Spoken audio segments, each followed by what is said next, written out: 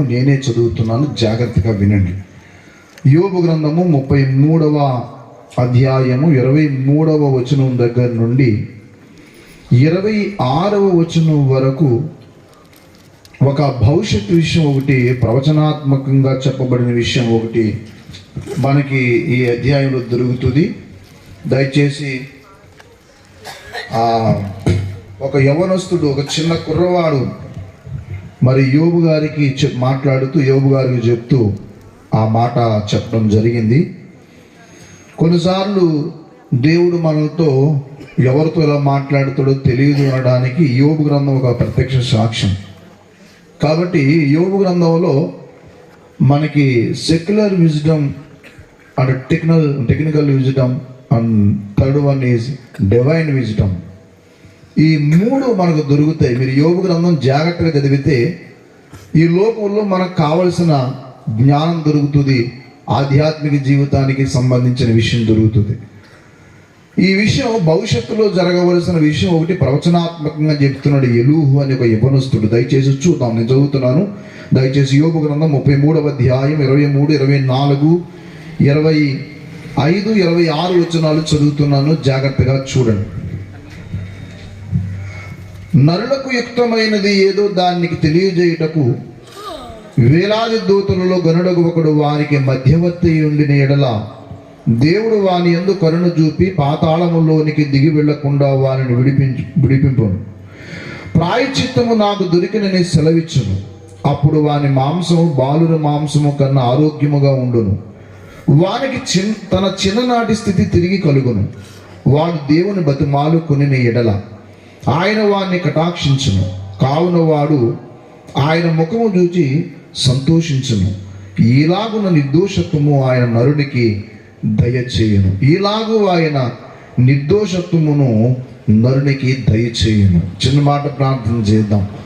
మా ప్రేమ కలిగిన మా తండ్రి, పరిశుద్ధుడైన మా ప్రభువా, జీవాధిపతివైన మా రక్షణకర్త, నీకు వేలాది వందనాలు, స్తోత్రాలు నాయనా. ఈ సర్వలోకములో సర్వమానవాళి రక్షణార్థమై మానవునికి దేవునికి మధ్యవర్తిగా ఎవరు లేని కారణము చేత మీరే మధ్యవర్తిగా దిగి వచ్చి నువ్వు దేవుడివై ఉండి మానవ రూపం ఎత్తి మానవుని చేతిని తీసుకుని వెళ్ళి మధ్యవర్తిగా దేవుని చేతుల్లో పెట్టడానికి, నీ చేతుల్లోనే ఉంచుకోవడానికి మా ఎడలను చూపించిన కరుణను బట్టి నీకు స్తోత్రాలు. ఈ ప్రత్యేక సమయంలో ఇంతవరకు నాయనా సాక్ష్యములు విన్నాం, అలాగే శుభాకాంక్షలు విన్నాం. నీ మాట దగ్గరకు వస్తూ ఉన్నాం.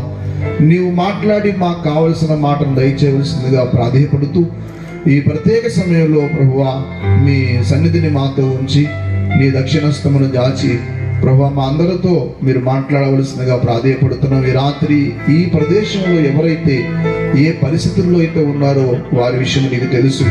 మీరే మాట్లాడి వారికి కావలసిన మాటను అందించి, బాధలో ఉంటే ఆదరణ దయచేయండి, నిరాశలు ఉంటే ధైర్యమును దయచేయండి. రక్షణానుభవం లేని వారు ఎవరైతే ఉన్నారో వారికి రక్షణానుభవం దయచేయండి.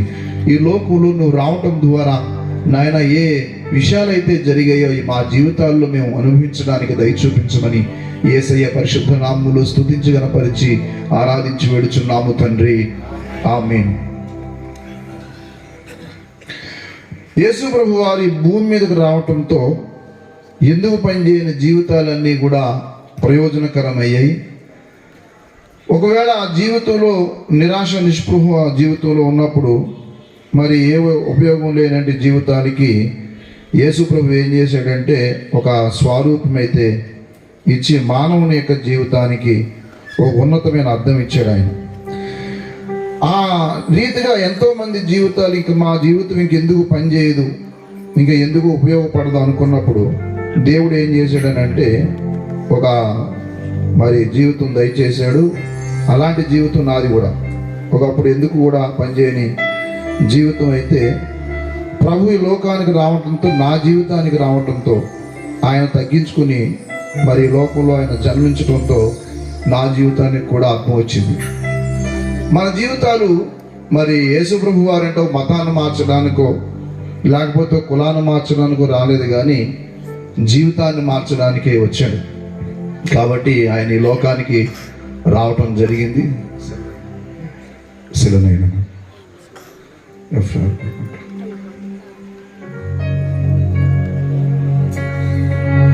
శిలనైన నన్ను శిల్పివై మార్చావు, నాలోని ఆశలు విస్తరింపజేశావు. నీ ప్రేమ నాపై కుమ్మరించుచున్నావు, నీ ప్రేమ నాపై కుమ్మరించుచున్నావు. వర్ణించలేను, వివరించలేను, వర్ణించలేను, వివరించలేను.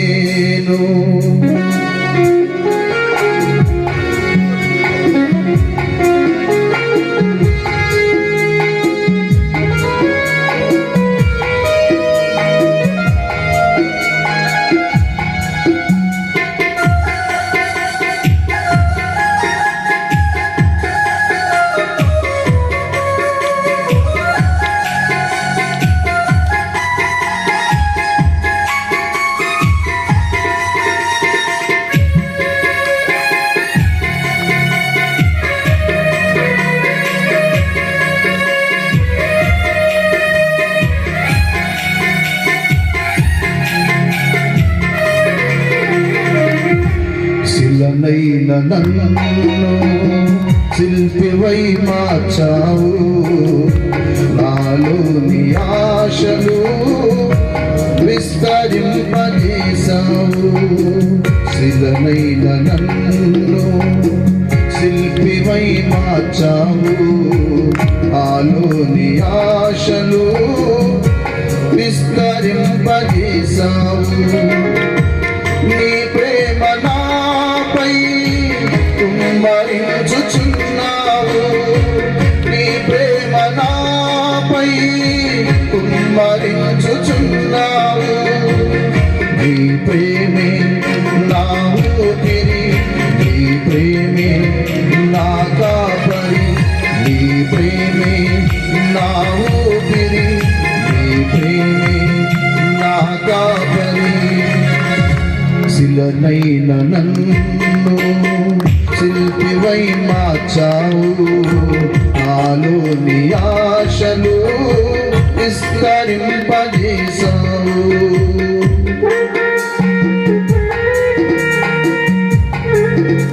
జీవితం కూడా ఇప్పుడు బ్రతుకులేదు, ఎందుకంటే జీవితం చచ్చిపోదాం, ముగించేసుకుందాం, ఇంకా జీవితంతో పని ఏముంది, ఎవరు నాకున్నారు అనుకోవాల్సింది.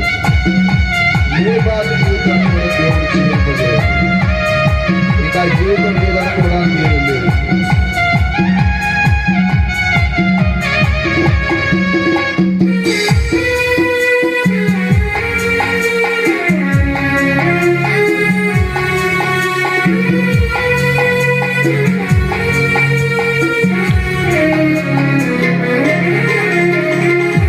మోడు బారినా నా జీవితం నీ ప్రేమతోనే చిగురింపజేశావు.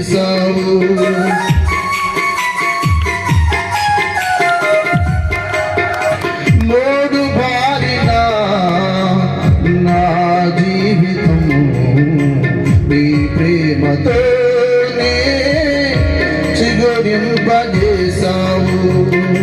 నీ ప్రేమాభిషేకం నా జీవిత గమ్యం, నీ ప్రేమాభిషేకం నా జీవిత గమ్యం. వర్ణించలేను, వివరించలేను, వర్ణించలేను, లెక్కించలేను. నీ ప్రేమే నా ఊపిరి, నీ ప్రేమే నా కాపరి, నీ ప్రేమే నా ఊపిరి, నీ ప్రేమే నా కాపరి. శిలనైన నన్ను శిల్పివై మార్చావు, నాలోని ఆశలు విస్తరింపజేశావు.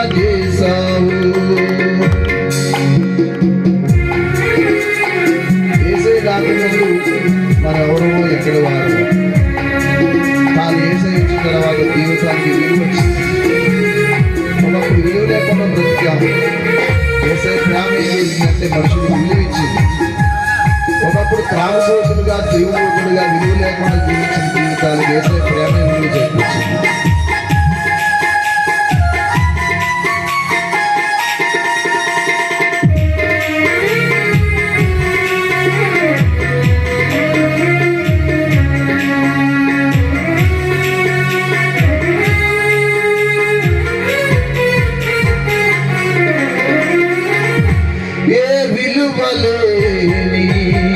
అభాగ్యుడను నేను నీ ప్రేమ చూపి రక్తమిచ్చి కొన్నావు. ఏ విలువలేని అభాగ్యుడను నేను నీ ప్రేమ చూపి విలువనిచ్చి కొన్నావు. తలంపులు విస్తారములు నా ఎడల నీకున్న తలంపులు విస్తారములు నీ కొరకు నేను జీవింతు ఈలను నీ కొరకు నేను జీవింతు ఈలను నీ ప్రేమే నా ఊపిరి నీ ప్రేమే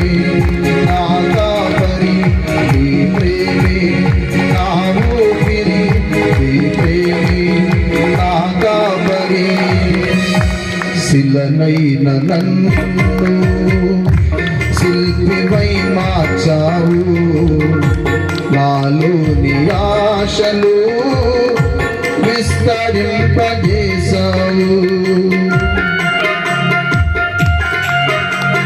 లోకంలో ఎవరో ప్రేమ కూడా మరి యేసయ్య చూపించిన ప్రేమ అంత ప్రేమ కాదు.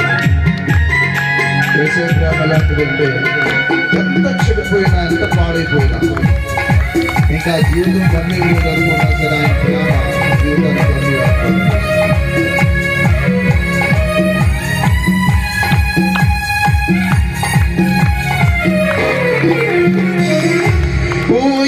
ఊహించలేను నీ ప్రేమ మధురం నా ప్రేమ మూర్తి నీకే నా వందను.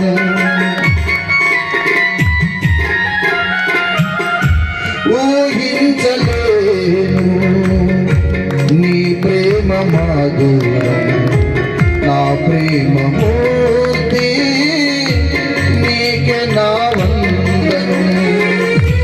నీ ప్రేమ నాకాగారం నా జీవిత గమ్యం. నీ ప్రేమ నాకాగారం నా జీవిత గమ్యం. నీ ప్రేమే నా ఊపిరి నీ ప్రేమే నా కాపరి నీ ప్రేమే నా ఊపిరి నీ ప్రేమే నా కాపరి. శిలనైన నన్ను శిల్పివై మార్చావు. నాలోని ఆశలు విస్తరింపజేశావు. నీ ప్రేమ నాపై కుమ్మరించుచున్నావు. నీ ప్రేమ నాపై కుమ్మరించుచున్నావు. నీ ప్రేమే నా ఊపిరి నీ ప్రేమే నా కాపరి. అందరూ పాడదాం. నీ ప్రేమే నా ఊపిరి నీ ప్రేమే నా కాపరి. శిలనైన నన్ను శిల్పివై మార్చావు. నాలోని ఆశలు విస్తరింపజేశావు. దేవునికి స్తోత్రం కలుగును గాక. ఆశ లేదు ఇంకా జీవితం ఇంకా ఎందుకు లే అనుకోవడానికి వీల్లేదు. ఎందుకంటే ఏ ఆశ లేని వారికి భరోసా ఇచ్చి నిలబెట్టింది ఒక యేసయ్య ప్రేమే. దేవునికి స్తోత్రం. ఓ రోజు ఎప్పుడన్నా సంగీత కచేరీ పెడదాం, కేవలం పాటలే. తమ్ముడు బెన్నీ గారు దొరికితే మనకు తప్పనిసరిగా పాత పాటలన్నీ పడదాం, ఇక్కడ అన్ని చోట్ల పెడదాం. చాలా పాత పాటలు ఉన్నాయి, ఆదరణకరమైన పాటలు. ఒక చిన్న మాట, నేను 2-3 విషయాలు చదువుకున్న భాగం నుండి యోబు గ్రంథం 34వ అధ్యాయం 23వ వచనం దగ్గర నుంచి, నరులకు యుక్తమైనది ఏదో దానిని వానికి తెలియజేయుటకు వేలాది దూతలలో గనుడగు ఒకడు వానికి మధ్యవర్తి అయి ఉండిన ఎడల దేవుడు వాని ఎందుకు కరుణ చూపి అని అపాస్బియస్ పెట్టాడు అక్కడ. నరులకు యుక్తమైనది అంటే 3 రకముల యుక్తమైనది చెప్పాలి. దేవుడు దేవుడు దేవుడు దేవుడు అనే మాట లోకమంతా వినబడుతుంది, కానీ దేవుని గురించి 3 రకాల వాదనలు ఉన్నాయి. అది మొదటిది ఏంటంటే నాస్తికత్వము, రెండవది ఆస్తికత్వము, మూడవది తటస్థత్వము అంటారు. ఆస్తికత్వం అంటే దేవుడు ఉన్నాడని నమ్మేది, అలాగే నాస్తికత్వం అంటే దేవుడు లేడని నమ్మేది. తటస్థం అంటే అర్థం ఏంటంటే ఉన్నాడో లేదో, ఎందుకు వచ్చిన సార్ ప్రస్తుతానికి మన వ్యాపారమో ఏదో జీవితం కొనసాగిస్తే సరిపోతుంది కదా, మళ్ళీ దేవుడు గురించి అంత వాదోపవాదనలు ఎందుకు అని మాట్లాడేవాడు. రైటే, అంత వాదోపవాదనలు ఎందుకు అన్నప్పుడు ఇన్ని రకాల మరి విషయాలు ఎందుకు, అన్ని భయాలు ఎందుకు? కాబట్టి దేవుడు అనే ఒక విషయం మాత్రం మనం మర్చిపోకూడదు. మానవుడికి నీరు ఎలాగైతే అవసరమో, మానవుడికి 4 గవాక్షాల్లో 4 గదుల్లో దేవుడు తనకంటూ ఒక ప్రత్యేక ఏర్పాటు చేసుకున్నాడు. అందుకే ఎంత వద్దనుకున్నా కానీ దేవుడు అనే మాట మాట్లాడకుండా అయితే ఉండలేము. కానీ ఆ దేవుడు అనే విషయంలో ఆస్తికుల్లోనే మళ్ళీ 2 వర్గాలు ఉన్నారు. ఆస్తికుల్లో ఒకటి ఏంటంటే దేవుడు ఎవరు అని సత్యాన్ని గ్రహించి సత్యవంతుడైన దేవుణ్ణి వెంబడించేవారు. రెండవది పితృపారంపర్యానుసారముగా పితరుల దగ్గర నుంచి నేర్చుకుని ఏదో ఒకటి దేవుడు ఫలానంది ఏముంది, ఏ పేరు పెట్టుకుంటే ఆ పేరే, మీరు ఈ పేరుని పిలుస్తారు, మేమేమో ఆ పేరుని పిలుస్తాం, పేరు తేడా కానీ అన్నీ ఒకటే అనేవాళ్ళు ఉంటారు. మరి అలాగని చెప్పి వచ్చి ఎందుకు బాప్తిసం తీసుకొని అడిగితే కుదరదు అంటారు. మరి అన్నీ ఒకటే అని చెప్పిన వాళ్ళు ఎందుకు మరి బైబిల్ చదవవు? చిత్రం ఏంటంటే చాలా మంది దేవుని వాక్యము చదవరు, అలాగని వేరే గ్రంథాలు చదవరు. గ్రంథ పరిజ్ఞానం అసలు ఇష్టం ఉండదు, గ్రంథాన్ని చదవటం అసలు నచ్చదు. సత్యాన్ని గ్రహించాలనుకున్నప్పుడు తప్పనిసరిగా ఏం చేయాలంటే కొంత గ్రంథ పరిశోధన జరగాలి అని ఈ లోకంలో ఏ ఒక్క వ్యక్తి చెప్పలేదు, కానీ యేసయ్య చెప్పాడు ఆ మాట. దయచేసి యోహాను సువార్త 5వ అధ్యాయము 39వ వచనం చూడండి. యోహాను సువార్త 5వ అధ్యాయము 39వ వచనం. యోహాను సువార్త 5వ అధ్యాయము 39వ వచనం. లేఖనముల యందు మీకు నిత్య జీవము కలదని తలంచుచు వాటిని పరిశోధించుచు ఉన్నారు, అవే నన్ను గురించి సాక్ష్యం ఇచ్చుచున్నవి. పరిశోధించుచున్నారని అక్కడ నెంబర్ వేసి ఉంటుంది. ఫుట్నోట్లో ఏముంటుందంటే పరిశోధించుడి. లేఖనములు మీరు ఏం చేయాలంటే పరిశోధించాల. లేఖనం అంటే లిఖించబడినది. దేవుడు ఎవరు అని గ్రహించడానికి పెద్దలు 4 వేదాలు చెప్పారు. 4 వేదాలు అంటే చతుర్వేదాలు కాదు. ఋగ్వేదము, సామవేదము, యజుర్వేదము, అధర్ణ వేదము, ఆ వేదాలు కాదు, అవి వేరే. అవి దాసరథి రంగాచార్య గారు మీకు ఎవరికైనా ఊపుకుండి సత్యం గ్రహించాలనే జిజ్ఞాస ఉండి ఒకవేళ ఆసక్తి ఉంటే దాసరథి రంగాచార్య గారు పేరుగాంచిన ఒకప్పుడు నాస్తికత్వంలో ఎదిగిన వ్యక్తులు వాళ్ళిద్దరూ, దాసరథి రంగాచార్య మరి వాళ్ళ అన్నగారు ఒక ఆయన ఉంటారు. వారిద్దరూ కూడా ఒక మంచి విజ్ఞాన పండితులు. దాసరథి రంగాచార్య గారు వారి యొక్క జీవిత యాత్ర ముగింపులో ఒక అద్భుతమైన కార్యం చేసి పెట్టాడు ఆయన తెలుగు ప్రజల కోసం. చతుర్వేదాలని కూడా 4 వేదాలని ఏం చేశాడంటే ఆయన చక్కగా తెలుగులోకి అనుమతించి 9 పుస్తకాలుగా ఆయన రిలీజ్ చేశాడు. హైదరాబాద్ రామా పబ్లిష్ వారు ఏం చేశారంటే దాన్ని తెలుగులో తర్జుమా చేశారు. విజయవాడలో ఉన్న మరి విశాలాంధ్ర వాళ్ళని ఏం చేశారంటే సేల్ చేస్తున్నారు. మీరు ఎవరన్నా కలిసి వెళ్తే కొనుక్కోవచ్చు. మీరు చతుర్వేద సంహితాలు అనేవి ఉన్నాయి.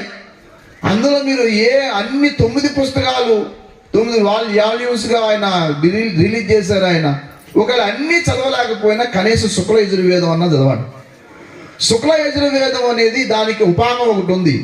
శుక్ల యజుర్వేదానికి ఒక ఉపాంగం ఉంది, దాని పేరు బృహదారణ్యక ఉపనిషత్తు. 4 వేదాలకి మరి ఉపాంగాలు కూడా ఉన్నాయి. అవి 3 రకాల ఉపాంగాలు అంటారు వాటిని.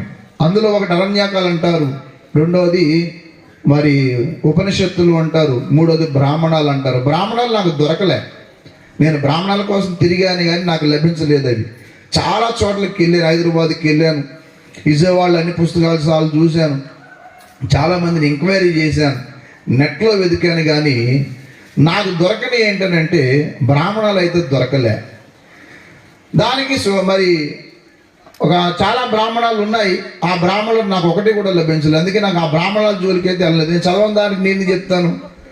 అయితే ఉపనిషత్తులు అయితే చదివాను. ఉపనిషత్తుల్లో బృహదారణ్యక ఉపనిషత్తు అనేది ఒకటి ఉంది. మాండుక్య ఉపనిషత్తు, ముండక ఉపనిషత్తు, ఈశావాస ఉపనిషత్తు, జ్ఞాన ఉపనిషత్తు, ప్రశ్న ఉపనిషత్తు అనే ఇలాంటి ఉపనిషత్తులు కొన్ని ఉన్నాయి. ఆ ఉపనిషత్తుల్లో పేరుగాంచింది శుక్ల యజుర్వేదాన్ని రాసిన మరి ఒక పండితుడు, ఉన్నతమైన భారతదేశంలోనే పేరుగాంచిన వ్యక్తి మరి యాజ్ఞవల్క్య మహర్షి. ఆ యాజ్ఞవల్క్యుడు రాసిన మరి ఇది తప్పనిసరిగా చదవవలసిన ఉపనిషత్తు ఏంటంటే బృహదారణ్యక ఉపనిషత్తు. ఆ బృహదారణ్యక ఉపనిషత్తులో ఉన్న మంత్రమే ప్రస్తుతానికి భారతదేశంలో ఉన్న ప్రతి వారు కూడా వర్ణిస్తూ ఉంటారు, సంధ్యావందనం శ్లోకంగా చెప్తూ ఉంటారు. ఆ రాసిన ఆయన మరి ఎవరు రాశారో వాళ్ళకి తెలియకపోయినా కానీ ఆ సంధ్యావందనాన్ని మాత్రం అయితే వాళ్ళు ఉటంకిస్తూ ఉంటారు. అస్తోమా సద్గమయ, తమసోమయ, జ్యోతిర్గమయ, మృత్యోర్మ మృతంగమయ, ఓం శాంతి శాంతి శాంతి అని. అది ఎందుకు ఆ 3 మాటలతో ఉండదు, అది చాలా పెద్ద శ్లోకం. అది అంత పెద్ద శ్లోకం మనకు అవసరం లేదు, అందులో 3 మాటలే మనం తీసుకుంటాం. మీరు ఎవరన్నా చదవచ్చు, మీరు తప్పనిసరిగా వాటిని చదివితే మీకు అర్థమవుతుంది.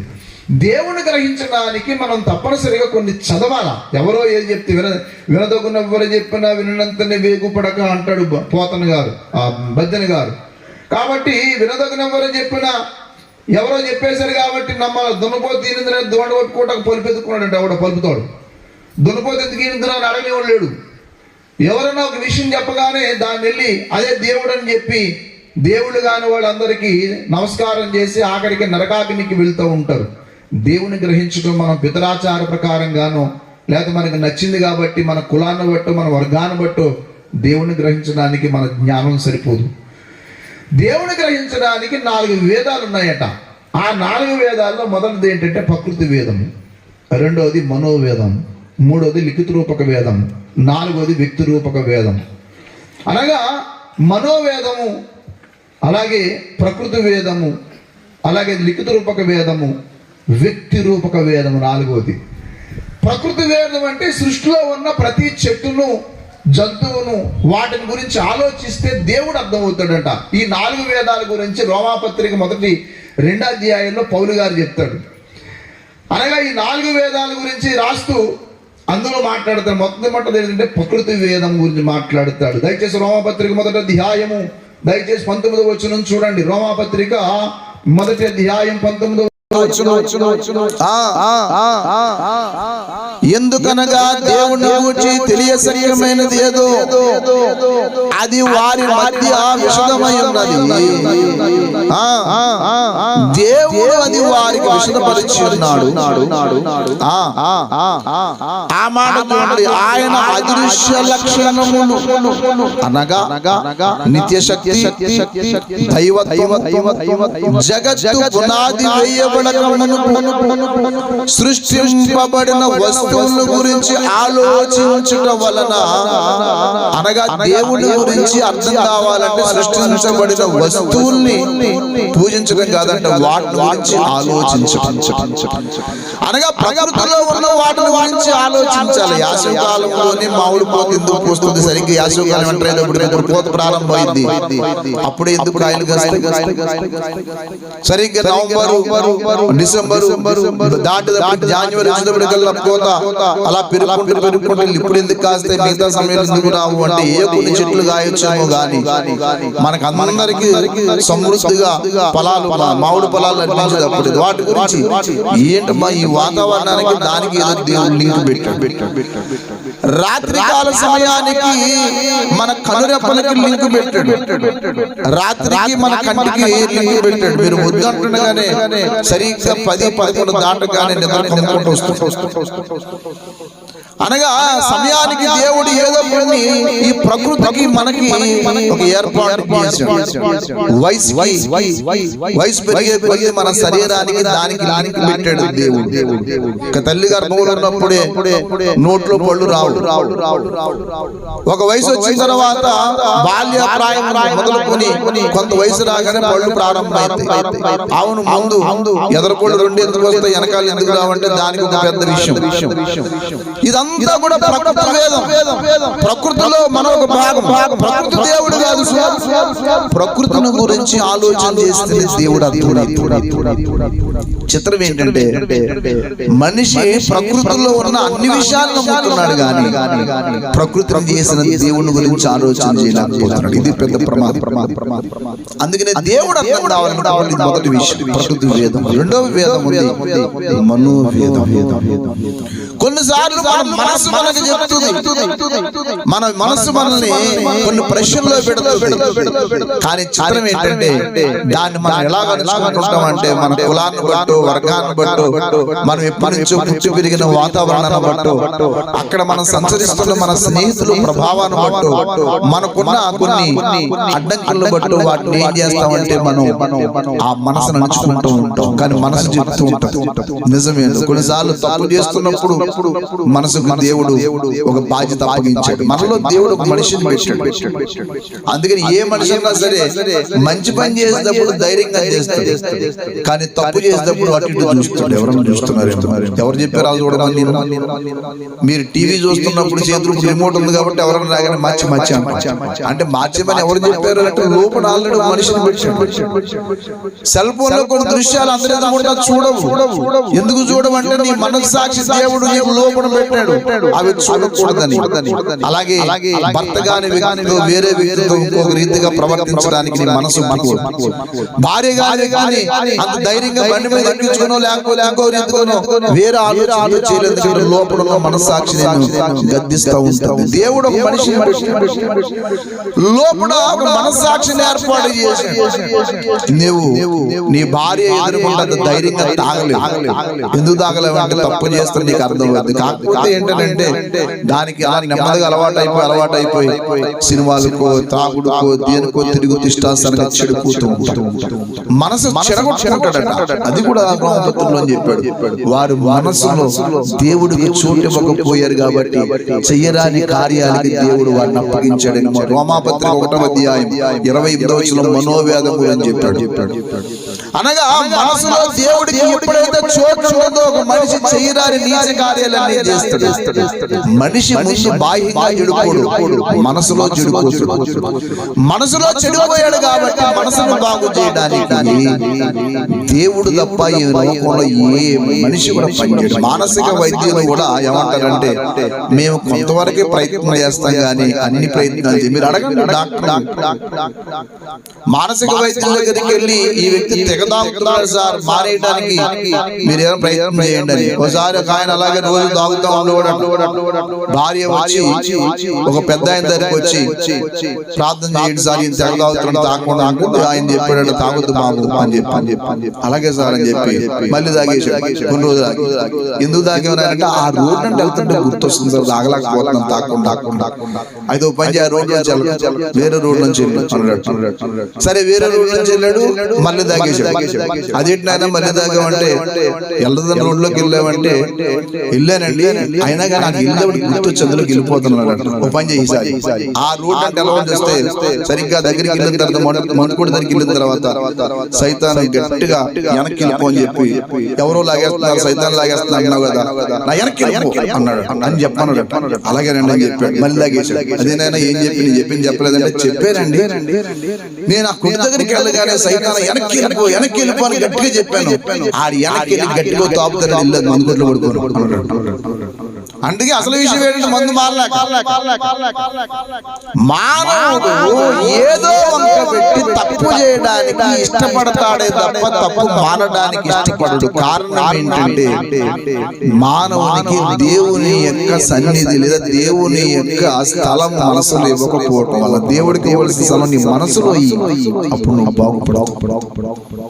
మనోవేదము చెడగొట్టుకుంటే నువ్వు చెడిపోతావు. అందుకని పక్కోడు పాడు చేయాలనుకుని అసూయపడి కొంతమంది మనసులో ముందు నిర్ణయించుకున్న తర్వాత ఆయన ప్రయత్నాలు చేస్తాడు. అంతేగాని బహిరంగంగా ఏముంది ఏం చేయడు. కానీ చిత్రం ఏం చేశా నీకు, మనసులో వేరే వారిని పాడు చేద్దామని ప్రయత్నం చేసిన ప్రతి ప్రయత్నం వాళ్ళకి రాసైపోతాయి. మనుషుడు ఏం విత్తును ఆ పంటనే కోయను. అసూయ పడ్డావా అసూయ నిన్నే కొడతాడు. ఎదుటి వారికి ఉపకారం చేసినంత కాలం దేవుడు నీకు ఉపకారం చేస్తూనే ఉంటాడు. కానీ ఎదుటి వారికి అపకారం చేద్దామని ప్రయత్నం చేసినప్పుడు తప్పనిసరిగా నువ్వు అది అపకారం. చిత్రం ఏంటంటే దేవుడు రూలు పెట్టాడు. మానవుడు ఏ తప్పైతే చేస్తాడో ఆ తప్పే ఆ శిక్ష ఇస్తాడు. తప్పు ఒకటి శిక్ష చిత్రం అది. నువ్వు ఏ తప్పైతే చేస్తావో ఆ తప్పునే నువ్వు అనిపించి తీరుతావు. ఆ తప్పుతో కానీ దేవుడు చేసిన కృప ఏంటంటే బలహీనులైన మానవుని కోసం ఆ దేవుడు బలవంతుడైన దేవుడు మనసును మార్చి మనసును స్థిరపరిచాడు. దేవునికి స్తోత్రం కలుగును గాక. మనోవేదాన్ని సరిచేసింది యేసుక్రీస్తు ఒక్కడే. నువ్వు ఎంత మనసులో చెడిపోదామని ప్రయత్నం చేసినా, చెడగొడదామని ప్రయత్నం చేసినా నీకు నష్టమే తప్పిస్తే. మూడవ వేదం ఉంది, దాన్ని లిఖిత రూపక వేదము రాయబడిన గ్రంథముల ద్వారా దేవుని గ్రహించవచ్చు. చాలా మంది ఏమి చదవరు, చదవకుండా దేవుడి గురించి మాట్లాడుతూ యేసయ్య గురించి మాట్లాడుతూ ఈ రోజులో భారతదేశంలో నాకు ఒక వీడియో చూపించాడు.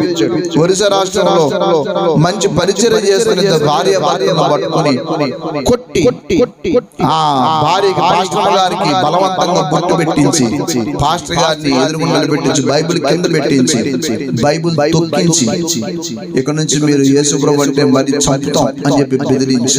భారతదేశంలో ప్రస్తుతం జరుగుతున్న స్థితి ఏంటంటే యేసు ప్రభు అనగానే కొంతమందికి ఎక్కడ లేని భయం పడుకుంటారు.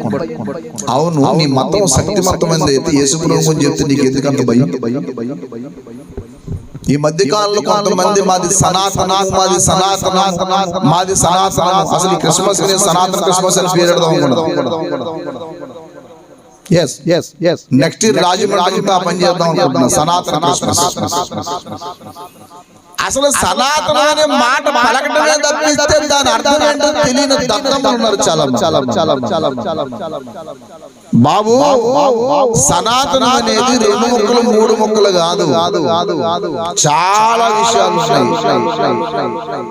గుత్తుకొండ వెంకటేశ్వర శర్మ గారు, అలాగే ఇంకొక ఆయన పేరు వెంకటేశ్వర శర్మ గారు, ఆయన పేరు మాత్రం తేడా. మీరు జస్ట్ ఇక్కడే కోటగుమ్మ సెంటర్కి వెళ్తే గొల్లపూడి వీరస్వామి గారి బుక్ స్టాల్ కొనుక్కోవచ్చు. తాళపత్ర నిధుల్లోని రహస్యాలని అందులో పుస్తకంలో ఉన్న సనాతన ధర్మం గురించి 8 విషయాలు చెప్పాడు. చాలా మందికి ఈ విషయం తెలియకుండానే సనాతన ధర్మం తెలియకుండానే మాట్లాడు. సనాతన ధర్మంలో ఆడవాళ్ళు ఒక అబ్బాయిని పెళ్లి చేసుకున్న తర్వాత 3 రోజులు వెళ్ళి పంతులు గారి దగ్గర గడపాలి. గడుపుతావా ఈ రోజు? అది మన సనాతన ధర్మంలో ధర్మం. పెళ్ళైన 3 రోజులు భర్త పడుకోవడం లేదా కొంచెం మోటగా ఉందని మాట్లాడేది. కానీ సనాతన ధర్మంలో అదొక విషయం. కానీ ఈయన చెప్పిన సనాతన ధర్మంలో 8 విషయాలు వివరించను కానీ చెప్తారు. మొట్టమొదటి ఏంటంటే సత్యమును పలుకుట. మొదటిది ఏంటంటే సనాతన ధర్మంలో సత్యం పలుకుట. రెండవది, నేను చాలా చోట్ల చెప్తున్నాను ఈ విషయం. ఎందుకు చెప్తున్నానంటే చాలా మంది తెలియాలి, పబ్లిక్ గా తెలియాలి జనాలకి సనాతన ధర్మం అంటే. రెండవది, ఇంద్రియ నిగ్రహం కలిగి ఉండట, పంచేంద్రియాలు నిగ్రహించడం. భక్తిలో ప్రధాన భాగం ఏంటంటే ఇందాక అన్న సాక్షి చెప్తూ పొద్దున పూజ చేసి సాయంకాలం అంటే ఇంద్రియాలు నిగ్రహం చేసుకోలేకపో. కానీ భక్తిలో ఒక భాగం ఏంటంటే ఇంద్రియ నిగ్రహం కలిగి ఉండటం. నేను ఒక్క మాట మూడవది, ప్రార్థన చేయటం, తపస్సు చేయటం. తపస్సు అంటే ప్రార్థన కాదు. మీరు ఎప్పుడైనా సరే ఎవరన్నా దండం పెట్టుకున్న వాళ్ళు అడగండి. దేవుడని పేరు చెప్పి ఎవరికైనా దండం పెట్టుకున్నాడు, ఏ దండం పెట్టుకున్నాడు, ఏ దండం పెట్టుకున్నాడు? నేను నా భర్త నా పిల్లలు నా ఇల్లు వాళ్ళు బాగుండదు దండం పెట్టుకుంటాను. అవునా? మరి పక్కన దండం పెట్టుకున్నదా అంటే నేను పెట్టుకుంటాను. బాబు, బయట మతంలో లేనిది క్రీస్తు ప్రభు దగ్గర ఉన్నది ఒక విషయం తెలుసా? క్రీస్తు ప్రభు నీ కోసం ప్రార్థన చేసుకోమని చెప్పలే, అందరి కోసం ప్రార్థన చేయమని. యేసయ్యలో దొరికిన విషయం ఏంటంటే ప్రార్థన. సనాతన ధర్మంలో మూడో భాగం ఇది. మొదలు సత్యమును పలుకుట, రెండోది ఇంద్రియం కలిగి ఉండటం, మూడోది ప్రార్థించుట. నువ్వు ఎంతమంది కోసం నీ విధులు ఉన్న కోసం ప్రార్థన చేస్తావు? తెల్లవాళ్ళు వేస్తే ఎవరిని ఉంచాలని చెప్పి ఆలోచన తప్ప. చాలా మంది జీవితం నాలుగో మాట కూడా చెప్పాడు. సనాతన ధర్మంలో ఇంకొక మాట కూడా చెప్పాడు. అదేంటంటే శుభ్రముతో పరిశుద్ధతతో ఉండుట. అంటే త్రికరణ శుద్ధి ఉండాలంట. వాక్కులోను, మనసులోను, ప్రవర్తనలోను శుద్ధి ఉండాలి. నేను రాసింది కాదే, చదువుకుంటుంది. శుద్ధి లేదు, వాక్ శుద్ధి లేదు. మాట్లాడితే అబద్ధాలు, సెలవులు అబద్ధాలు ఎక్కడున్నారండి అంటే పక్కన ఉన్నారే అంటాడు. ఎక్కడ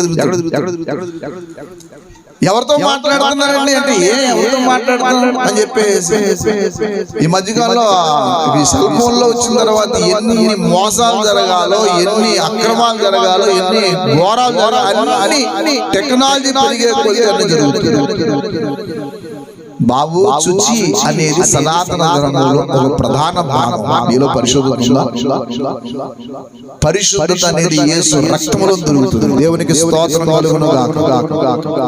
పైకి మాత్రం ఏదో పెద్ద ఉందాగా బతకచ్చు, తెల్ల బట్టలు వేసుకునో లేకపోతే ఏ బట్టలు వేసుకునో చేయొచ్చు. మనసులో అంతా కూడా అశుద్ధ, మనసంతా చెడిపోవడమే. అందుకనే వేమన గారు పద్యాలు రాశారు. ఆత్మశుద్ధి లేని ఆచారం అని, చిత్తశుద్ధి లేని శివ అంటే అర్థం ఏంటంటే ఒక దేవుడిని కాదు, శక్తివంతుడైన దేవునికి ఒక పేరు ఉంది.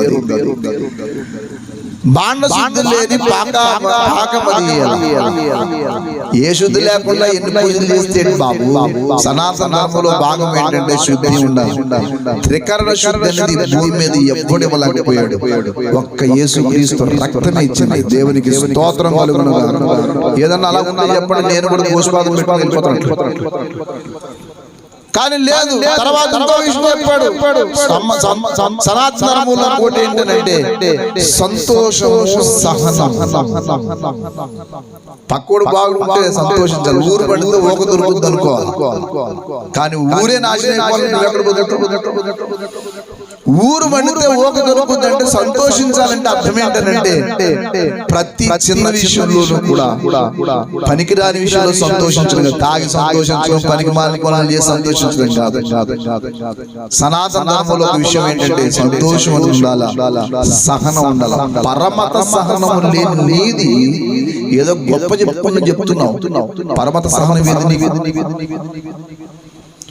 మన ఒక వీధిలో సువార్త చెప్పడానికి వెళ్తే ఆ వీధిలో వాళ్ళందరూ కలిసి ఆ సువార్త చెప్పే వాళ్ళు అనుకున్నారు ఇక్కడ నుంచి వెళ్ళిపోవడం. ఏ నీకంతా మరి సనాతన ధర్మం అంటావు, సహనం లేదా, వినడానికి ఇష్టం లేదా? ఇష్టం లేని వ్యక్తి మరి ఇంకేం నేర్చుకుంటావు నీవని. చాలా మందికి చదవటం కానీ వినటం కానీ ఇష్టం ఉండదు. చదవటం ఎలా చేయదు? రక్షకుడు ఎవరు ఈ లోకములో అంటే బాబు నీకు సహనం. యేసు ప్రభువుకి ఈ లోకములో ఉన్నంత ఆయనకు సహనం ఈ భూమి మీద ఒక్కడికి. పశుశాలలో నీవు పవళించినావు, పరమాత్ముడవు నీవు, పసిబాలుడవు, పసిబాలుడవు స్థాపించలేదే తరగతులు, ప్రతి చోట చూడ నీ పలుకే. స్థాపించలేదే తరగతులు, ప్రతి చోట చూడ నీ పలుకే. ధరించలేదే ఆయుధం, ధరింపలేదే ఆయుధం. వసమాయే జనుల హృదయాలు, వసమాయే జనుల హృదయాలు. పశుశాలలో నీవు పవళించినావా, పరమాత్ముడవు నీవు, పసిబాలుడవు కావు, పసిబాలుడవు కావు. తరగతుల్లో పెట్టలేదు, చాలా మంది ఇలాంటి క్రిస్మస్ లో రాజకీయ నాయకులు వచ్చి ఒక ఆయన రాజకీయ నాయకులు వచ్చి అంటాడు, యేసు ప్రభు దీనుడండి, ఏంటో గారు ఆయన ముఖం చూస్తే జాలి అదేంటో గాని సిలువ మీద కుట్టేస్తుంటే ఏం మాట్లాడుతున్నాడు. మా ఊళ్ళో అయితే కత్తిసి పడుతున్నాడు. మా ఊళ్ళో ఎవరో ఒక చేత అందరి చేతుల్లో ఏదో ఒక ఆయుధం ఉంటుంది, అదే పని మా ఊళ్ళో తీసి యేసు ప్రభు ఆయుధం వాడలేదంటే ఆయుధాలు వాడితే ఇంకా శక్తి ఉంది బాబు. దేవుడికి ఆయుధంతో పని ఉండకూడదు. దేవుడు అనేవాడు ఆయుధం ధరించుకోవడానికి మనల్ని కాపాడుతాడు. ఆయనకి రక్షణ లేదా? ఆయన రాజకీయ నాయకుడు అవుతాడు. ఎందుకంటే నేను మీకు ప్రాణం పెట్టేస్తాను, రాజకీయ నాయకుడు పక్కన గణమైన అంటే నన్ను ఎవరు చంపకూడదు పర్లేదు అన్నట్టు లెక్క. బాబు రాజకీయ మాటలు అన్ని వింటే వాళ్ళకి ఏమని ప్రాణం పెట్టరు, ప్రాణం తీస్తారు. అలాగే దేవుడికి ఆయుధం అంటే ఆయనకే సంరక్షణ లేకపోతే మనకి సంరక్షించేది ఏంటైనా? యేసు ప్రభు వారు ఏ ఆయుధం ధరించలేదు తెలుసా? ఆయనకు ఒక్క మాట చాలు సర్వ సృష్టిని స్వాధీనం చేసుకోవడానికి. 1972వ సంవత్సరంలో ఎప్పుడో హఠయోగి అని ఒక ఆయన బాంబేలో అనౌన్స్మెంట్ చేశాడు. మీరు చూడండి, చరిత్ర చెప్తున్నాను. బాంబేలో అనౌన్స్మెంట్ ఏం చేశాడంటే, యేసు ప్రభు ఒకనొకప్పుడు నీటి మీద నడిచాడు, పెద్ద గొప్ప కాదు, నేను పలానా రోజు నడుస్తున్నాను రండి అని చెప్పి ఇండియా అంతా అనౌన్స్ చేసిన తర్వాత హఠయోగి అని ఆయన సరిగ్గా బాంబే హార్బర్ వచ్చాడు. ఆయన బాగా అతీత శక్తులు ఉన్న యోగి అని చెప్పి పెద్ద ఫేమస్ తీసుకొచ్చి బాంబే హార్బర్ తీసుకొచ్చిన తర్వాత యేసు ప్రభు నడవటం కాదు, ఇప్పుడు నేను నడుస్తున్నాను చూడండి అంటే అక్కడ ఉన్న వాళ్ళు అన్నారు, మరీ ఒడ్డునైతే ఏం కూడదు, కొంచెం లోపల తీసుకెళ్దాం అని చెప్పి పడవలో ఎక్కించుకుని లోపల తీసుకెళ్తే ఆయన పాము తీసాడు, ఏవో మంత్రాలు చదివాడు. ఆ పడవలో నుంచి కిందకి దింపగానే దింపుతున్న కింద మునిగిపోవడం మొదలెట్టు.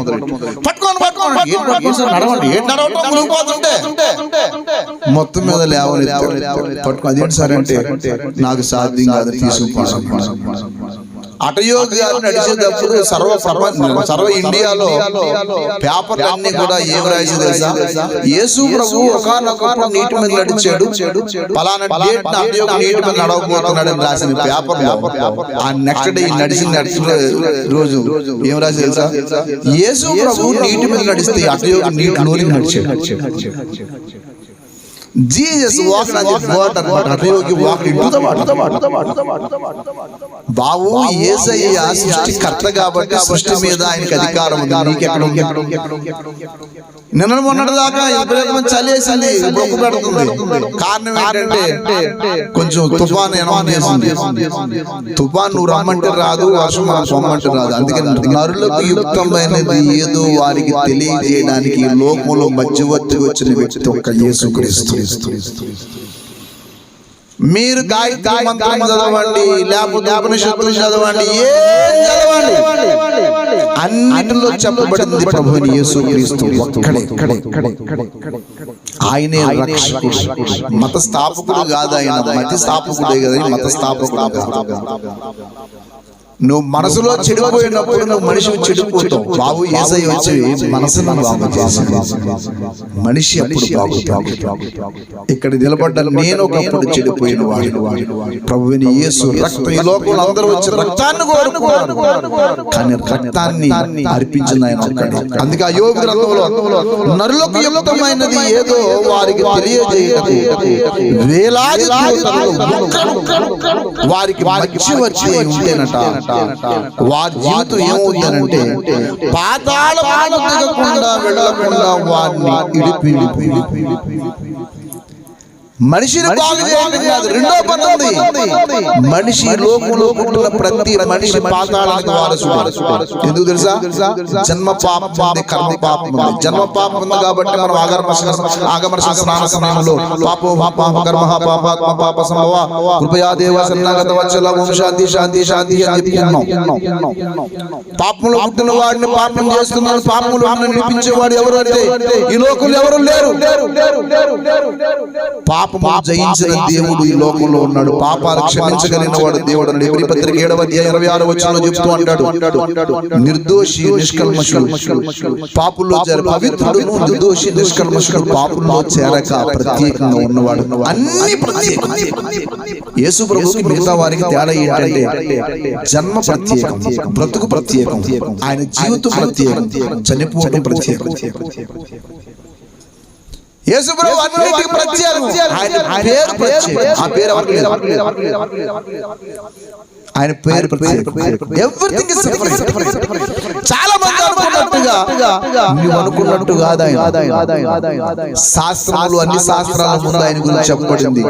అందుకే నేను గ్రంథాలు చదవమంటున్నాను. ఆ తర్వాత యేసయ్య ఈ భూమి మీద పుట్టాడు. నువ్వు నమ్ముకున్న వాళ్ళందరినీ పట్టుకుని వెళ్ళాలనుకుంటున్నావు. నువ్వు వాళ్ళ అనగా నీవు రేపు పాతాళానికి వెళ్ళకుండా నిన్ను తప్పించుకున్నాడు. కీర్తనకారుడు అంటాడు, పాతాళ వశము కాకుండా తను తాను రక్షించుకొనగలిగిన వాడు ఎవడు, మరణము చూడక బ్రతుకు నరుడు ఎవరు. ఈ లోకంలో మానవుడికి మరణం అనేది ఉంటుంది. ఆ మరణం తర్వాత పాపం చేసిన ప్రతి మనిషి యొక్క జీవితం, ఆత్మ నరకాగ్నికి, పాతాళానికి వెళ్ళాలి. పాతాళానికి వెళ్ళకుండా తప్పించే శక్తి ఈ భూమి మీద ఒక్కడికి లేదు. ఉంటే నాకు చెప్పండి, నేను వాడిని నమ్ముతాను.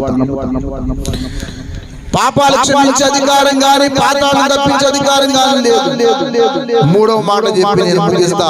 దయచేసి 33వ అధ్యాయం యోబు గ్రంథంలోని 20 దయచేసి 5వ వచనం. అప్పుడు వాని మాంసము బాలురి మాంసము కన్నా ఆరోగ్యముగా ఉండును, వానికి తన చిన్ననాటి స్థితి తిరిగి కలుగును. వాడు దేవుని బతిమాలుకొనిన యెడల ఆయన వాని కటాక్షించును. ఇక్కడ రక్షణ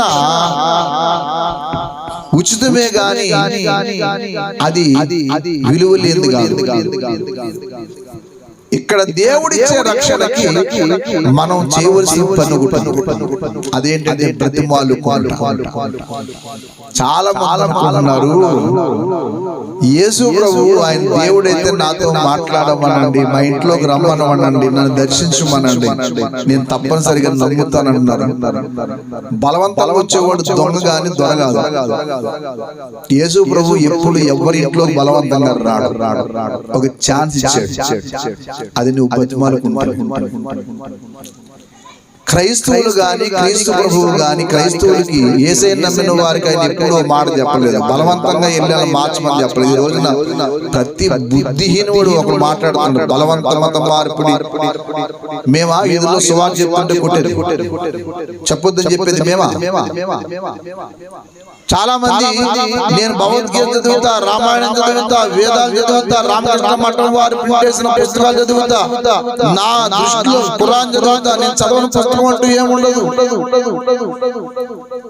నువ్వు ఏ పుస్తకం చదవు, పైపెచ్చి మాట్లాడేది బలవంత మార్పిడి. మొన్న ఒక 4 నెలల క్రితం, 6 నెలల క్రితం ఇక్కడే నెహ్రూ నగర్ స్కూల్ దగ్గర రోడ్డు మీద నిలబడి కొంతమంది పెద్దవాళ్ళు కొత్త పుస్తకం బైబిల్ ఇస్తుంటే కొంతమంది కుర్రాళ్ళు, ఒక 10 మంది కుర్రాళ్ళు వచ్చి అడ్డుకున్నట్టు, ఈ పుస్తకం ఎవడమన్నాడు మిమ్మల్ని, ఇది బూత్ పుస్తకం, పిల్లలకి ఎందుకు ఇస్తున్నారు అడిగితే, ఈ పెద్దోళ్ళు పాపం కొంచెం పెద్ద తరహా మనుషులు కాబట్టి, కొంచెం తాళ్ళకి శాస్త్రజ్ఞానం కాబట్టి కొంచెం తప్పుకుని వచ్చారు, కొంచెం ఆవేశపడుతుంటారు.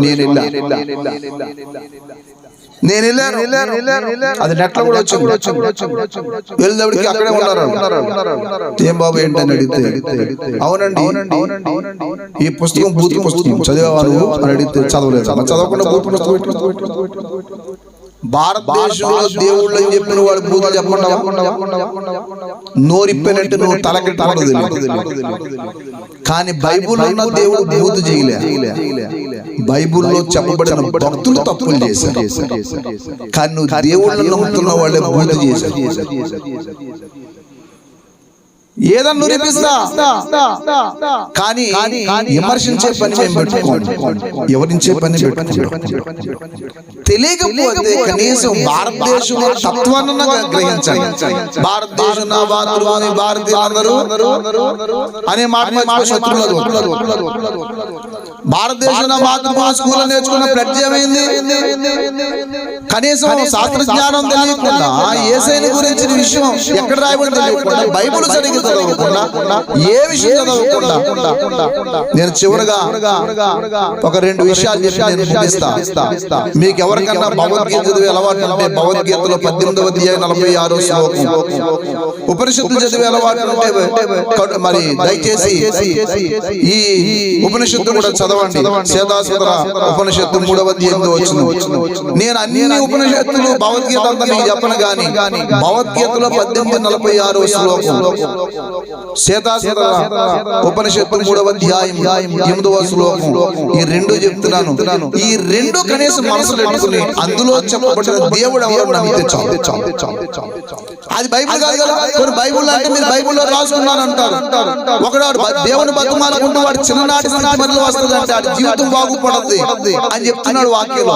నువ్వు ఎప్పుడైతే దేవుడిని నమ్ముకుని యేసయ్యని నమ్ముకుంటే నాకేం మేలు జరగదు, పవన్కి ఏం మేలు జరగదు, కూటమి పెట్టిన కుటుంబానికి ఏం మేలు జరగదు. ఈ రోజు అంతా వాళ్ళు వ్యాపారం బంద్ చేసుకుని ప్రభు కోసం జీవించడానికి వాళ్ళు ఏదో మన ద్వారా కలిసి వస్తా కాదు. నీ జీవితం బాగుపడితే చాలు. దేవునికి స్తోత్రం కలుగును గాక. అందుకని భగవద్గీతలో 18:46లో చెప్పబడిన మాట శ్లోకం చదవను గాని ఎవరని చెప్తున్నాను వినండి. ఎవని నుండి సర్వభూతలములు పుట్టుచున్నవో, ఎవని వల్ల సర్వం వ్యాపింపబడినదో అట్టి పరమాత్మను తన విద్యుత్ ధర్మమును నెరవేర్చుట మూలముగా ఆరాధించు మానవుడు పరిపూర్ణత పొందుచున్నాడు. ఎవని వల్ల ఈ సర్వం పుట్టించబడింది. ఇది భగవద్గీత 18:46వ శ్లోకంలో చెప్పబడిన శ్లోకం. శ్వేతాశ్వతర ఉపనిషత్తు 3:8లో చెప్పిన శ్లోకం ఇది ఇంకా చిత్రంగా చెప్పాడు. అంధకారం చీకటి దాటి వెలుగునకు స్థానమై ప్రకాశమానుడగుచున్న పరమ పురుషుని నేను పొంది ఉన్నాను. ఆయనను పొందుట వల్లనే ఏ మనిషి అయినా మృత్యువు దాటగలడు, మరణాన్ని దాటగలడు. నువ్వు ఎప్పుడొకప్పుడు చనిపోయిన తర్వాత ఈ పరమ పురుషుని అనగా చీకటిని దాటి వెలుగుమయమైన తమ్ముడు చెప్పాడు. వెలుగు అనే దేవుణ్ణి గాని నమ్మకపోతే నిత్య చీకటికి వెళ్ళిపోతుంది. ఎందుకంటే ద్వారం ఉండదు. ఆ చీకటి దాటి ఆ పరమ పురుషుని తెలుసుకున్న, ఆ చీకటి దాటి వెలుగుమయంగా వచ్చిన పరమ పురుషుని తెలుసుకున్న వాడే ఈ దుఃఖ భూయిష్టమైన జన్మ మరణ సక్రమం నుండి తరించరకు ఆయన పొందుడు తప్ప వేరే మార్గము లేదు. ఇది బైబిల్లో రాయబడింది కదే. నేను బయట శాస్త్రం భారతీయ తత్వం చెప్తున్నాను. భారతదేశంలో పుట్టానంటావు, భారతదేశంలో రాయబడిన గ్రంథంలో రాయబడిన యేసయ్యని నమ్మటానికి నీకు ఎందుకు భయం?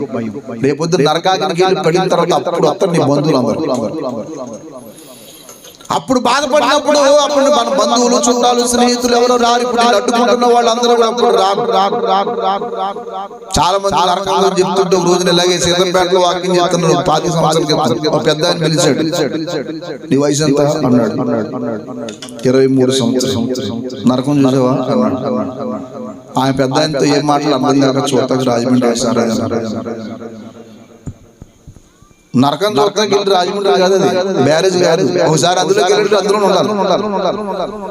చూసి రావడానికి కాదేరు రాజమండ్రి కాదు బాబు. ఒక్కసారి అందులోకి వెళ్ళామంటే మళ్ళీ వెనక రావడానికి లేదు. నరకం ఉందని గరుడ పురాణం చెప్తుంది. గరుడ పురాణం అన్న కనీసం నరకం తప్పించుకోవడానికి ఈ లోకంలో మానవతారం ఎత్తిన యేసుక్రీస్తు రక్తం ఒకటే శరణ్యం. ఈ రాత్రి ఆయన శరణ వచ్చిన వాడు మరణా నుండి జీవంలోకి తాడుతాడు. యోహాను సువార్త 5వ అధ్యాయం 24వ వచనంలో మాట ఉంటుంది. నా యందు విశ్వాసం ఉంచి, నా మాట విని నన్ను పంపిన వారిని విశ్వాసం ఉంచి ఆడు ఏం చేస్తాడంటే నిత్య జీవం గలవాడు. ఏమన్నాడు? నా మాట విని నన్ను పంపిన వారిని విశ్వాసం గలవాడు, నిశ్చయం గలవాడు మరణములో నుండి జీవములోనికి దాటి ఉన్నాడు. ఈ రాత్రి యేసుప్రభు వారి భూమి మీద పుట్టింది మనల్ని ఏదో ఈ లోకంలో ఏదో చేయడానికి, నరకాగ్ని నుండి తప్పించి జీవం నడిపించడానికి. పవన్ తప్పించుకున్నాడు, కుటుంబం తప్పించుకుంది, నమ్మి బాప్తిసం పొందిన ప్రతి బిడ్డ కూడా తప్పించుకుంటారు. ఈ రాత్రి అవకాశం మీదే. నేటికి ఒకవేళ యేసయ్య రక్షకుడని నమ్మకపోయి కేవలం వచ్చి వెళ్ళిపోయి యాత్ర ముగించిన తర్వాత నరకాగ్నిలో పడే కంటే ఎన్ని ఆటంకాలు వచ్చారు. మనిషికి మరణం ఏదో ఒక రోజున వస్తుంది. ప్రతి వాళ్ళు మరణానికి భయపడి ఎక్కడెక్కడో పరిగెట్టారు, దేవుడు నిలబడ్డవాడు. కానీ మరణానికి ఎదురుగుంటా వెళ్ళి నిలబడి నన్ను చంపండి, నేను చనిపోవడానికి వచ్చానని చెప్పి చనిపోయి తిరిగి లేచిన రక్షకుడు, లోక రక్షకుడు యేసుక్రీస్తు. ఈ రాత్రి ఆ దేవుని హృదయంలో చేర్చుకోండి, మీరు మీ ఇంటిలో రక్షించబడతారు. దేవుడు కృపా భాగ్యం మనందరికీ దయచేయగాక.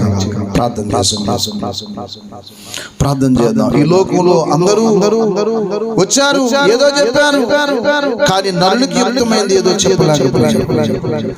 మానవుడికి అవసరమైంది ఏదో చెప్పలేకపోయారు.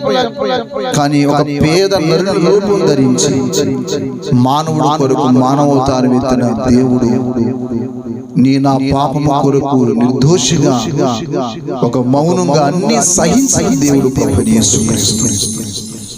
పేద నరుని రూపము ధరించి యేసు రాజుని చెంత నిలిచి అంగీకరించు మాయనను, అంగీకరించు మాయనను. పేద నరుని రూపము ధరించి యేసు రాజుని చెంత నిలిచి అంగీకరించు మాయనను, అంగీకరించు మాయనను.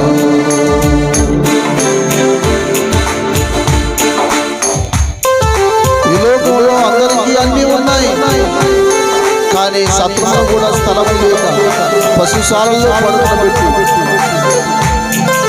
ఆయన పుట్టిన స్థలం ఆయనది కాదు, ఆయన పెరిగినది ఆయన అమూలు కాదు, ఆయన ఎక్కిన సిలువ ఆయనది కాదు, ఆయన పెట్టిన సమాధి ఆయనది కాదు.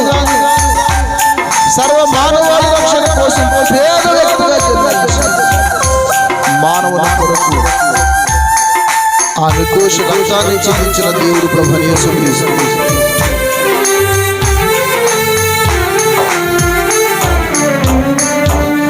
తలవాల్చుటకు ఇలా స్థలమే లేదు, తప్పి తీర్చుకున్న మీరు దొరకలేదు.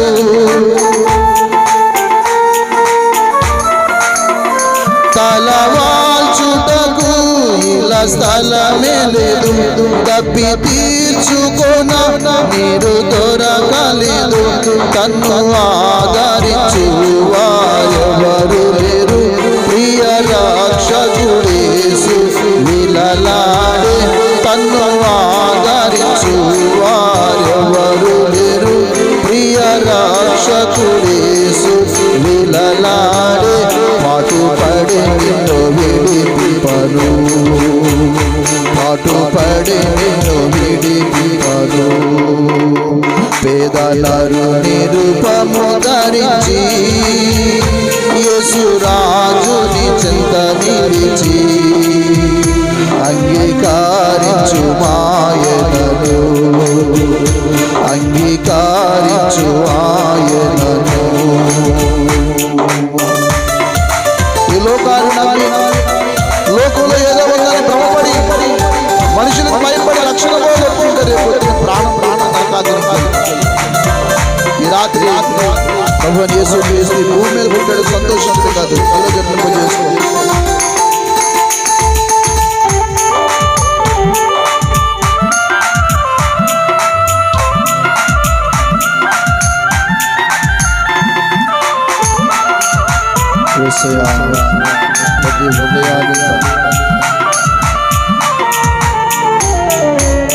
మాయలోకమును నీవు నమ్మకు, మనుషులు మనసుల మారిపోవు.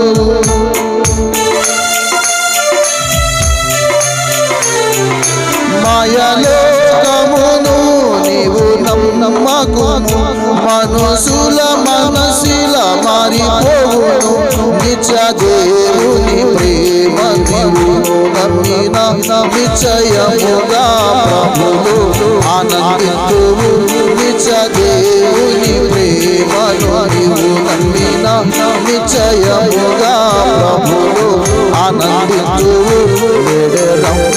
విశ్వాసముతో ఎడెదము విశ్వాసముతో పేదనరుని రూపము ధరించి యేసురాజుని చెంత నిలిచి అంగీకరించు మాయలను అంగీకరించు మాయలను అంగీకరించు మాయలను.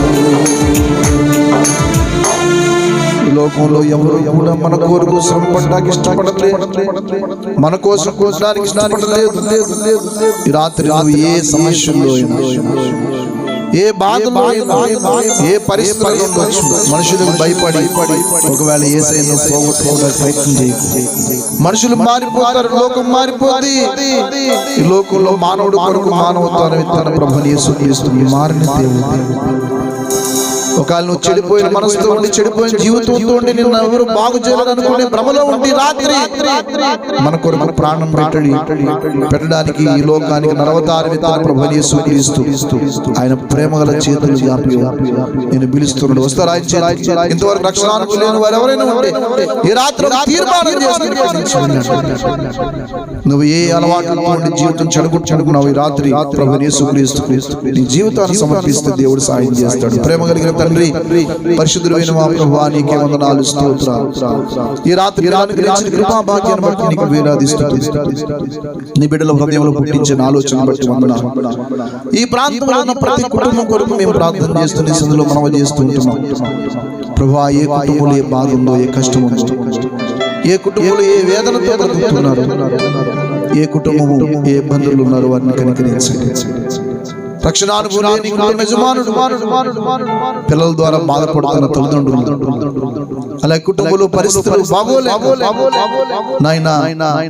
పరిస్థితి అర్థం కాక నిరాశలో ఉన్న వ్యక్తులను కనికరించి వారి కుటుంబ జీవితంలో ఆనందం ఇచ్చి ఈ లోకంలో పుట్టినప్పుడు ప్రతి భయం తీసేసి నరులకు ఇష్టమైనది ఏదో తెలియజేసి మానవుడికి వారి చిన్ననాటి మరలా తీసుకురావడానికి, అనగా సంతోషాన్ని, ఆ యొక్క జీవితాన్ని మరలా ఇవ్వడానికి ఈ లోకంలో నువ్వే బాలుడుగా వచ్చి మా జీవితానికి అర్థం ఇచ్చిన దేవుడు. ప్రభువా, ఎవరి బాధలు, కష్టంలో ఉన్న వారిని దర్శించి నిన్ను హృదయంలో చేర్చుకుని ఈ లోకంలో పుట్టేవని సంతోషించడం కాదు, నువ్వే ఈ లోకంలో మా కొరకు శ్రమపడ్డావని నీకోసం జీవించే ఒక తీర్మానం తెచ్చి పంపించండి. కొడుకు ఏర్పాటు చేసిన కుటుంబాన్ని దీవించండి. వారి యొక్క ప్రతి పరిస్థితిని జ్ఞాపకం చేసుకోండి. మీరే కనికరించండి. ప్రభువా, నిన్ను ఆశ్రయించిన వారిని ఇప్పుడు మర్చిపోవచ్చు, మిమ్మల్ని అనాథలుగా విడిచిపెట్టమని చెప్పావు. దయచేసి బిడ్డలు బలపరచండి. ఈ రాత్రి ఈ స్థలంలో ప్రతి వారిని కూడా కనికరించి మీరే దీవించి పంపించమని యేసయ్య పరిశుద్ధ నామములో స్తుతించి కనపరిచి ఆరాధించి వేడుకుంటున్నాము తండ్రి. ఆమేన్. మన తండ్రి అయిన దేవుని యొక్క ప్రేమ, మన ప్రభువైన యేసు క్రీస్తు వారి కృప, పరిశుద్ధాత్మ దేవుని యొక్క దివ్య మనోహర సహవాసం ఇప్పుడు ఎల్లప్పుడు సదాకాలం మనకు తోడై మనకి మధ్యవర్తిగా వచ్చిన మన దేవుడు మనకి జ్ఞానము సహాయం చేసి మన పరిస్థితులు మార్చి దీవించి నడిపించును గాక.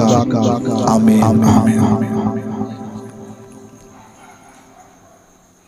పవన్.